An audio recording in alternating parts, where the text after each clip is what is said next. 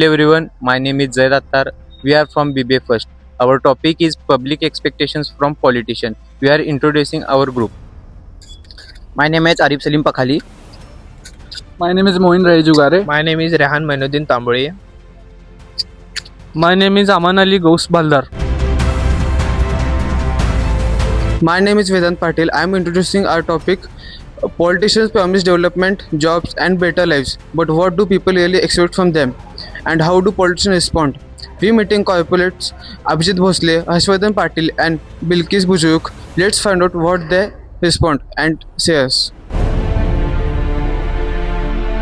मीरज में हमारे field work के लिए हमारा क्वेश्चन है कि पॉलिटिशियन की तरफ से क्या आपका क्या एक्सपेक्टेशन है? आपने जिनको वोट किया वो आपके एक्सपेक्टेशन पूरे कर रहे हैं या नहीं? देखो, जितने भी पॉलिटिशियंस हैं, जितना एक्सपेक्टेशन है उतना तो पूरा नहीं हो रहा। बेसिक इंफ्रास्ट्रक्चर भी अपना पूरा नहीं है। जैसे कि यहाँ पे रोड सही नहीं है, एक रोड बनता है तो दूसरे रोड ख़राब होते हैं। अपना मिरज जो है हॉस्पिटल हब है हमारा, तो यहाँ पे रोड्स वगैरह टूरिस्ट प्लेसेस बहुत है। यहाँ पे दरगाह है, तो ये टूरिस्ट प्लेस भी है। तो ना यहाँ के रोड्स पे ध्यान है, ना यहाँ के फैसिलिटीज़ पे ध्यान है, यहाँ के होटल्स पे ध्यान है, यहाँ के लॉजिंग पे ध्यान है।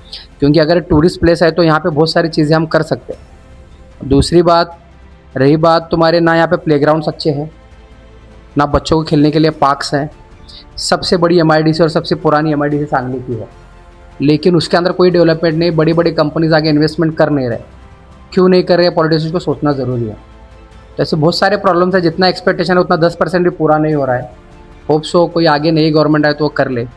ये फिलहाल तो मेरी राय है। तर तुमच्या एरियातल्या तुमच्या नगरसेवकाकडून तुम्हाला काय अपेक्षा आहे? हर्षदादा पाटील बाबा आहेत. हां. आम्हाला सगळ्या सुविधा दिलेल्या आहेत. रस्ता, गटार, पाणी, लाईट हां. सगळं अगदी व्यवस्थित दिलेलं आहे. त्यांच्याकडून आम्हाला काही अपेक्षा नाहीत. हां. म्हणजे सगळं चांगल्या चांगल्या प्रकारे काम करून दिलेलं आहे. आणि पाणी वगैरे टाइमवर, लाईट वगैरे सकाळी 6ला पाणी येते, 10 वाजता जाते. त्यामुळे काय विषय नाही. लाईट पण कायमस्वरूपी असते. फील्ड वर्क के लिए आए थे। आपकी पब्लिक एक्सपेक्टेशन से क्या राय है कि तुम्हें जो नवीन कर सकते हैं, तो जो तुम्हें जिसे मत दी उनकी तरफ से आपका क्या राय है? मेरे हिसाब से मुझे ये लगता है कि हमने जो अपने पॉलिटिशियन को हमने चुना है, तो सबसे पहले जो हमारे मूलभूत सुविधाएं हैं, जैसा कि उनके अंदर आया इंफ्रास्ट्रक्चर का पार्ट आया, रोड का पार्ट आया, ट्रांसपोर्टेशन का पार्ट आया, ठीक है, इंडस्ट्रियल डेवलपमेंट का पार्ट आया, ठीक है। ये जो बेसिक चीज़ें हैं उन पे सबसे पहला उन लोगों को ध्यान देना चाहिए। इसके साथ ही साथ अभी जैसा कि आप जो आईटी फील्ड से ताल्लुक़ रखते हो, ठीक है, तो अपने यहाँ पे इलाके में कोई आईटी पार्क वगैरह नहीं है। तो मुझे ऐसा लगता है कि जो आईटी इंडस्ट्री से जुड़े हुए जो लोग हैं उनके लिए कोई आईटी पार्क डेवलप हो, ताकि हमारे जो यहाँ के जो होनहार बच्चे हैं, मतलब जो वाकई अच्छे जॉब के हकदार हैं, उनको क्या है पुणे, बेंगलोर इन जैसे मेट्रो सिटी में जाके इंटरव्यूज़ फेस करने होते हैं, बहुत सारे चैलेंजेस फेस करने होते हैं। तो मुझे ऐसा लगता है कि ये अपॉर्चुनिटी जो है वो अगर उनको लोकल में आ गई, आईटी पार्क एक अच्छा यहाँ पे हो, बड़े बड़े आईटी सेक्टर्स अगर यहाँ पे आएंगे तो हमारे बच्चों को बहुत सारी अपॉर्चुनिटीज़ यहाँ पे मिलेंगी। तो ये सारी बेसिक चीज़ें मैं यहाँ से मतलब अपने जो पॉलिटिशियन है उनसे मैं एक्सपेक्ट करता हूँ। तर दादा आम्ही VP कॉलेजमधून आलतो. तर आजचं आमचं टॉपिक होतं पब्लिक एक्सपेक्टेशन फ्रॉम पॉलिटिशियन्स. तर तुम्हाला आम्ही पब्लिकबद्दल काही प्रश्न विचारू इच्छितो, त्याचे आन्सर तुम्ही देऊ शकता का? देऊ शकतो. तर दादा, आम्ही तुमच्या वार्डामधील काही नागरिकांना आम्ही प्रश्न विचारले. त्यांना विचारले की तुमची काय समस्या आहे, तर तिने म्हणतात की आपले जे रस्ते आहेत, ते रस्त्यामध्ये जे खड्डे आहेत त्यावर तुम्ही काय उपाय सुचवाल? रस्त्याच्या आता याच्या संदर्भात जे आता नवीन फंड्स उपलब्ध होतील त्यातनं जे रस्ते काम करणं गरजेचं आहे. त्या रस्त्यावरती नव्यानं दुरुस्ती होऊन ते काम पूर्ण होईल. ज्या ठिकाणी रस्ते बऱ्यापैकी चांगल्या अवस्थेत आहेत आणि काही किरकोळ खड्डे असतील तर त्या ठिकाणी ते खड्डे मोजून पॅचवर्कच्या माध्यमातून रस्ते लोकांसाठी चांगल्या सुस्थितीत तयार करण्यात येतील. म्हणजे लोकांना रहदारीच्या दृष्टिकोनातून जे गरजेचं आहे, म्हणजे रस्ते नवीन करण्याचं असू देत किंवा पॅचवर्क असू देत, काम पूर्ण आपण लोकांना रहदारीच्या दृष्टिकोनातून रोजच्या वैवाडी दृष्टिकोनातून चांगले रस्ते उपलब्ध करून देऊयात. Thank you sir. दादा, आम्ही नागरिकांचे रिव्ह्यू घेतले. तुमच्याबद्दल खूप खूप चांगले रिव्ह्यू भेटले. तुम्ही वेळेवर काम करता, दिन करता आणि तुम्ही त्याच्यात इम्प्रूव्ह काय करता. सगळ्यात महत्त्वाची गोष्ट लोकांना ऐकणं हे जास्त महत्त्वाचं आहे. त्यामुळे लोकांनी सांगितलेले प्रश्न कदाचित सुटायला एखाद दुसरा दिवस पुढे मागं होऊ शकतं, परंतु लोकांचे प्रश्न त्याच वेळेला ऐकून घेणं आणि त्याच्यावरती काम करणं जास्त गरजेचं आहे. त्याच्यामध्ये इम्प्रूव्हमेंट्स म्हणाल तर आपल्याला फक्त आणि फक्त रस्ते, पाणी, गटर यापुरतं उपलब्ध राहून चालणार नाही. लोकांचे शिक्षण, आरोग्य आणि इन्फ्रास्ट्रक्चर डेव्हलपमेंट सोबतच सोशल इन्फ्रास्ट्रक्चर की ज्याच्यामध्ये लोकांच्या जीवनाचा स्तर कसा उंचावू शकेल याच्यावरती आपल्याला काम करायचं आहे. थँक्यू. दादा, तुमच्या प्रभागातील लोकांना सगळ्यात मोठी समस्या कोणती दिसते आणि सोडवण्यासाठी तुम्ही काय करत आहात? सर्वसाधारणपणे ही समस्या जी आहे ही जवळपास माझ्या प्रभागामध्ये 20-25 वर्ष आहे. अच्छा ही पावसाळी पाण्याचा किंवा साठून राहिलेल्या पाण्याचा निचरा होत नाही. अच्छा परंतु यावरती सांगली महानगरपालिकेच्या माध्यमातून MRDPचा एक प्रोजेक्ट आहे. त्या प्रोजेक्टमधून टोटल महानगरपालिकेला 611 कोटी रुपये उपलब्ध झाले. त्यातले 260 कोटीच्या माध्यमातून जे फक्त आणि फक्त माझ्या प्रभागाला आहेत आणि त्यातून तो प्रोजेक्ट पूर्ण झाला की या सगळ्या समस्येतून लोकांची मुक्तता होईल आणि लोकांना त्या समस्येतून दिलासा मिळेल. थँक्यू. तर दादा, आपण रिव्ह्यू तर घेतलेच, पण मला म्हणायचं आहे की तुम्ही लोकांना काय संदेश देऊ इच्छिता? कशा संदर्भात संदेश अपेक्षित आहे? की तुम्ही लोकांनी तुमच्याबरोबर मत मांडावीत वगैरे वगैरे. लोकांनी खरं म्हणजे लोकांनी मतं मांडलीच पाहिजेत. मतं मांडणं हेच लोकशाहीला अपेक्षित आहे. लोकांनी जर मतच नाही मांडली तर त्यांचं नेमकं म्हणणं काय करणार नाही. आणि मी लोकप्रतिनिधी म्हणून काम करत असेल तर लोकांची मतं, लोकांना काय हवं आहे काय नको आहे हीच मतं मांडण्यासाठी या महानगरपालिकेच्या सभागृहात असतो, महानगरपालिकेत येत असतो. त्यामुळे लोकांनी स्वतः मतं मांडली पाहिजेत, लोकांनी प्रश्न विचारले पाहिजेत, लोकांनी नगरसेवकांना त्यांच्या कामाच्या संदर्भात त्या वेळेला योग्य त्या सूचना देखील केल्या पाहिजेत. या मताचा मी आहे. त्यामुळं लोकशाहीमध्ये नागरिक जेवढे जागरूक असतील त्याच पद्धतीनं चांगलं काम त्या ठिकाणचे प्रतिनिधी करतील. त्यामुळे लोकांनी प्रश्न विचारणं, त्यांची मतं व्यक्त करणं आणि सूचना देणं ही लोकशाहीची गरज आहे. आता स्टुडंट्ससाठी पण काहीतरी संदेश द्यावा. स्टुडंट्सना मी एवढंच म्हणेन की विद्यार्थी म्हणून काम करत असताना जो लोकशाहीचा मूळ बेस आहे की त्याच्यामध्ये आपण सर्वजण एकत्रित म्हणजे भारत म्हणून काम करत असताना तिथं कोणताही धर्म, कोणतीही जात, कोणताही पंथ, कोणतीही भाषा याला कुठेही प्राधान्य न देता भारतीय म्हणून आपण एकत्रित आहोत आणि भारत म्हणून एकत्रित पुढे जात आहोत या गोष्टीला प्राधान्य देतो. जिथं आहोत तिथं म्हणजे तुमच्यापैकी बऱ्यापैकी कोणी ना कोणीतरी कुठल्या ना कुठल्या तरी जागी जाऊन सर्व्हिस करेल, कुठे ना काहीतरी व्यवसायात जाईल किंवा कोणी सरकारी खात्यावरती उच्च पदावरती जाईल. तर तुम्ही जिथं असाल तिथं जे काम तुम्हाला मिळालं ते जर तुम्ही चांगल्या पद्धतीने केलं आणि लोकांना तिथं सर्व करू शकलात, तुम्ही लोकांना सेवा देऊ शकलात, तर मला वाटतं ती एक प्रकारची देशसेवाच आहे. त्यामुळं पॉलिटिक्सच्या माध्यमातून असू देत, सरकारी नोकरीच्या माध्यमातून असू देत किंवा तुमच्या उद्योग व्यवसायाच्या आणि वेगळ्या खाजगी नोकरीच्या माध्यमातून असू देत किंवा अगदी जाता सहज एखादा अपघात घडला तर त्या ठिकाणी तुम्ही उभा राहून त्या अपघातग्रस्ताला मदत करता, अशा कृतीतून असू देत तुम्ही समाजासाठी उभं राहणं गरजेचं आहे. त्यामुळं एक वेल एज्युकेटेड, वेल मॅनर्ड ज्या वेळेला तुम्ही एक व्यक्ती बनता मग त्याच्याबरोबर एक सुसंस्कृत आणि सुशिक्षित बरोबर मला असं वाटतं की तुम्ही या देशाचे सजग आणि जागरूक नागरिक होणं गरजेचं आहे, जे या देशाच्या प्रगतीला, देशाच्या समाजाला त्या ठिकाणी हातभार लावू शकतो. नमस्कार दादा, आम्ही आलो होतो DP कॉलेजमधून. आम्ही प्रोजेक्ट करतोय एक पब्लिक एक्सपेक्टेशन्स फ्रॉम पॉलिटिशियन्स. तर काही लोकांचे आम्ही इथे रिव्ह्यू घेतले आपल्याबद्दल. तर त्यांचे रिव्ह्यू तर खूप चांगले आले, पण आम्हाला काही प्रश्न आहेत त्यांच्याकडून ते आम्ही विचारणार आहे. तर तुम्ही आन्सर देऊ शकता का? हो सर. दादा, तुम्हाला समाजकार्याबद्दल कधीपासून आवड आहे? तसं बघितलं तर फॅमिली लेगेसीज आहे माझी. पण जसं मी फर्स्ट इयरला जसं BBA माझं कॉलेजमध्ये स्टार्ट केलं त्यानंतर मग थोडंसं इथलं लोकल कॉन्टॅक्ट वाढला. तेव्हापासून जरा लोकांची प्रश्न सोडवणे, त्यांचे काही अडचणी असतील ते तेव्हापासून चालू आहे. Within 5 years. म्हणजे तुमचे दादा कमीत कमी 5 वर्ष तर झाली तिथं काय. मग आम्ही लोकलमध्ये असं या एरिया ह्या वार्डातच जेव्हा तुम्ही आता नगरसेवक आहेत ना त्या वार्डात आम्ही नागरिकांना विचारले की त्यांच्याकडून तुम्हाला काय अपेक्षा आहेत. त्यांनी म्हटलीत की आमच्याकडे काय अपेक्षा नाहीत.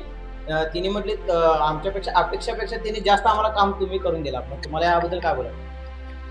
तसं बघितलं तर बऱ्यापैकी जी आमची मागची बॉडी होती इथल्या नगरसेवकांची त्यांनी बऱ्यापैकी रस्ते गटरीचे कामं केलेले. पण अजूनही काही पाण्याची वॉटर सप्लायचा इश्यू असेल किंवा ड्रेनेजेसचा असेल आणि बऱ्यापैकी ओपन स्पेसेस पण या वॉर्डात डेव्हलपमेंट नाही आहे कम्पेअरिंग दुसऱ्या वॉर्डाबरोबर. मग आता सध्या आम्ही फोकस त्याच्यावर आहे की ओपन स्पेसेस आणि चांगलं ड्रेनेज सिस्टम आणि वॉटर सिस्टम. दादा, तुम्ही नगरसेवक म्हणून निवडून आल्यानंतर तुमचा प्राथमिक फोकस कोणत्या गोष्टीवर आहे? मोस्टली माझं आत्ता तरी फोकस स्टुडंट्स जे आत्ताचा यूथ आहे तो जो भरकटला आहे व्यसनाच्या आहारी त्यांना परत ऑन ट्रॅक आणणं आणि चांगलं आत्ताच्या यूथला एज्युकेशन प्लस स्पोर्ट्स दोन्हीवर चांगलं डेव्हलपमेंट मिळालं या हिशोबानं माझं आत्ता कामकाज चालू आहे. तुम्हाला निवडून देणाऱ्या मतदारांना तुम्ही काय संदेश देऊ इच्छिता? सध्या असं काही म्हणजे कधी विचार केला नाही आहे, पण माझी निवडणूक झाल्यापासून जो माझा वॉर्ड आहे थोडं त्यांनी पण एक सतर्क राहायला पाहिजे या वॉर्डात फिरताना. पण जास्तीत जास्त थोडं ओपन होऊन त्यांनी बाहेर पडावं. त्यांचे काही प्रश्न असतील, अजूनही लोक घाबरतात, तर येऊन त्यांनी प्रश्न त्यांचे मांडावे एवढीच त्यांना विनंती करू. Thank you. हेलो आपा, हम वीपी कॉलेज से आए हैं. हमारा टॉपिक का नाम है public expectation and political response. हम उसके लिए टॉपिक के लिए कुछ क्वेश्चन पूछने वाले हैं आपको. क्या आप उनके आंसर दोगे? या तो आप नगरसेवक बनने के बाद आप प्राइमरी फोकस किन चीज़ों पे कर सकते हो? नगर सेवक बनने के बाद मेरा प्राइमरी फोकस जो रहेगा वो वुमेन डेवलपमेंट का एक रहेगा और कॉरपोरेशन एरिया में इंफ्रास्ट्रक्चर डेवलपमेंट का रहेगा. वुमेन डेवलपमेंट में वुमेन सेफ्टी, लड़कियां जो हमारी बाहर जाती हैं उनकी सेफ्टी रहना और औरतें अपने पैरों पर खड़ी रहना. कुछ तो भी वो किसी पे डिपेंड नहीं होना चाहिए. जो भी है खुद के लिए थोड़ा क्यों ना होता वो अपने आप मिलाएं और अपना खुद का अर्न करें और उनकी सेफ्टी रहे और इंफ्रास्ट्रक्चर डेवलपमेंट रहे. ये मेरा प्राइमरी फोकस रहेगा. तो आपा और एक सवाल है, आपके वार्ड के लोगों के सबसे बड़ी प्रॉब्लम क्या है और आप उसे सॉल्व करने के लिए क्या कर रहे हैं? बेसिकली मेरा वार्ड जो है वो हार्ट ऑफ द सिटी में आता है, यानी वो सेंटर ऑफ द सिटी है. तो जोग्राफिकली बहुत छोटा वार्ड है और बहुत डेंसली पॉपुलेटेड वार्ड है. तो यहाँ पे जो प्रॉब्लम्स होते हैं वो है कि रास्ते यहाँ बड़े नहीं हैं और ट्रैफिक की प्रॉब्लम्स होती हैं और यहाँ पे इंफ्रास्ट्रक्चर डेवलपमेंट नहीं हो पाता है क्योंकि बहुत कंजेस्टेड एरिया है और पूरा रेसिडेंशियल एरिया है. तो इस वजह से कोई इंफ्रास्ट्रक्चर डेवलपमेंट इस एरिया में नहीं हो सकता क्योंकि एंटायरली रेसिडेंशियल एरिया है. तो और इसके अलावा जो सभी वार्ड के हैं यानी पूरे कॉरपोरेशन एरिया की प्रॉब्लम है कि मिरर्स में कहीं ना कहीं डेवलपमेंट रुका हुआ है. जिस तरह का डेवलपमेंट लोग एक्सपेक्ट करते हैं वो डेवलपमेंट हो नहीं रहा है. तो कॉरपोरेटर करके मैं एक वार्ड से निवड़ के आई ज़रूर रहूँगी तो भी मेरी जो रिस्पॉन्सिबिलिटी पूरी कॉरपोरेशन एरिया है. तो कॉरपोरेशन एरिया का डेवलपमेंट होना ये बेसिकली ज़रूरी है. थैंक यू आपा. आपका क्लीनिंग्स और वेस्ट मैनेजमेंट बेहतर बनाने के लिए आपका क्या प्लान है? जैसे मैंने अभी बताया कि वुमेन एम्पावरमेंट के लिए हम लोग काम कर रहे हैं. तो हमारा एक I am the member of women's and child committee, जो महिला बाल कल्याण समिति है उसकी मैं सदस्य हूँ. तो हमारा कमेटी का भी ये एक फोकस रहेगा कि वेस्ट मैनेजमेंट अलॉन्ग विद द वुमेन डेवलपमेंट कि हम लोग जो है हमारे बजट में इस बारे में भी हम लोगों ने तरतूद बनाई हुई है कि वेस्ट मैनेजमेंट हम करते हुए वो वेस्ट मैनेजमेंट का जो प्रोग्राम है वो औरतों के थ्रू हो जिससे वुमेन एम्पावरमेंट भी हो और हमारे कॉरपोरेशन एरिया में वेस्ट मैनेजमेंट का जो एक ये है वो भी अच्छे से हो जाए. आप पब्लिक के साथ कम्युनिकेशन कैसे मेंटेन करते हैं? लोग आप तक इजीली कैसे पहुंच सकते हैं? हाँ, मेरे लिए तक लोग इजीली पहले भी पहुंच जाते थे और अभी भी पहुंच जाते हैं. जब मैं एडवोकेट थी तब भी और अब भी, क्योंकि यहाँ पे मेरा ऑफिस है. ऑफिस के बाहर मेरा नंबर जो है पर्सनल नंबर भी अवेलेबल रहता है, इसलिए कोई भी मुझे डायरेक्टली फ़ोन करके मुझसे बात कर सकता है. So I am easily available to people of my ward. तो आप वुमेन सेफ्टी और फैसिलिटी बढ़ाने के लिए आप क्या एफर्ट्स देना चाहते हो? वुमेन सेफ्टी और डेवलपमेंट के लिए तो वुमेन सेफ्टी के लिए अभी हम लोग कॉरपोरेट करके जीत के आने में सिर्फ अभी 2-3 महीने हुए हैं. तो इतना ड्रास्टिकली हम लोग हर चेंजेस नहीं कर पाते हैं, पर फिर भी मैंने अभी वार्ड में सीसीटीवी कैमरे मिलना इसके लिए मैंने एप्लीकेशन दिया हुआ है और जैसे ही बजट पास होगा तो वो आगे उस एप्लीकेशन का हो कि हमारे वार्ड में सीसीटीवी अगर लगेंगे तो वुमेन सेफ्टी रहेगी. दूसरा, जो ये नशेखोरी वार्ड में चल रही है वो कहीं ना कहीं रुकेगी तो क्राइम रेट भी कम होगा और दूसरा तो मैंने अभी जैसे आपको बताया कि हमारे महिला बाल कल्याण समिति में हमारा जो बजट आता है उसमें प्राइम फोकस जो है वो महिला के लिए सशक्तिकरण के लिए रहेगा। जैसे कि उनको अलग अलग जो करियर कोर्सेज हैं, ऐसे करियर कोर्सेज करना, और उनको सेफ्टी के लिए, उनको सेल्फ डिफेंस के लिए हम तैयार करना चाहते हैं। इस तरीके के प्रोग्राम्स हम लेने वाले हैं। आपको इलेक्ट करने वाले वोटर्स को आप क्या मैसेज देना चाहेंगे? जो वोटर्स ने मुझे वोट किया और आज मुझे कॉरपोरेटर बना के यहाँ बिठाया है, उन सब लोगों को मैं ये मैसेज देना चाहूँगी कि आपने मेरे पर जो विश्वास दिखाया है उस विश्वास पर मैं पूरा खरा उतरने की पूरी कोशिश करूँगी और ईमानदारी से कोशिश करूँगी।